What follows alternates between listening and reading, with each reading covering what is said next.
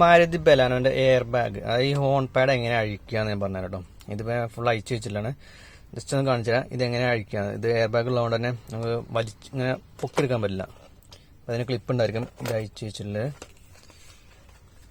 കണ്ടോ, ഈ ലോക്ക് ഉണ്ടായിരിക്കും, 2 ലോക്ക് ഉണ്ടായിരിക്കും. ഇതവിടെ ലോക്ക് ഉണ്ടായിരിക്കും. ഇതിവിടെ ജസ്റ്റ് അമർന്ന് ഇറക്കുമായിരിക്കും. ഈ 2 ലോക്കാണ് മെയിനായിട്ട്. അതായത് ഈ ലോക്ക് ഇതാ ഈ ഗാഡിയിൽ ഇരിക്കും. ഈ ഗാഡിയിലായിരിക്കും ആ ലോക്ക് വീണെടുക്കുക.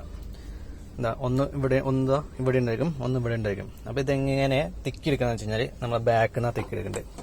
അവിടെ കുറേ ഹോളുകളുണ്ടോ, ഇതല്ല ഇതല്ല ഇതല്ല, ഈ ഒരു ഹോളിൽ കൂടെയാണ് നമ്മളത് സ്ലൈഡ് ചെയ്ത് കൊടുക്കേണ്ടത്. ഒരു കണക്ടർ, ഇതേപോലെ ഒരു കണക്ടർ എന്തെങ്കിലുമൊക്കെ വെച്ചിട്ട് നമ്മൾ സ്ലൈഡ് ചെയ്ത് കൊടുക്കണം. അതേപോലെ ഇവിടെ ഉണ്ടായിരിക്കും കേട്ടോ.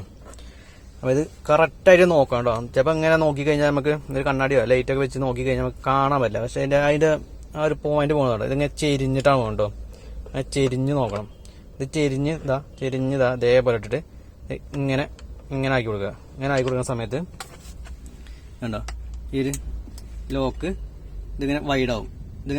ആ വൈഡാവുന്ന സമയത്ത് ഇതാ ഇതിന്ന് വിട്ടുപോരും. ഇത് വിട്ടുപോയാൽ ഓട്ടോമാറ്റിക്കായിട്ട് മുകളിലേക്ക് പൊന്തും.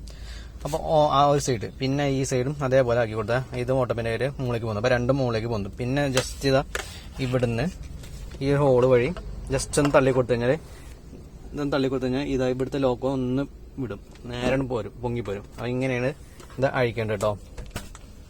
അഴിക്കേണ്ട വിധം മനസ്സിലായല്ലോ.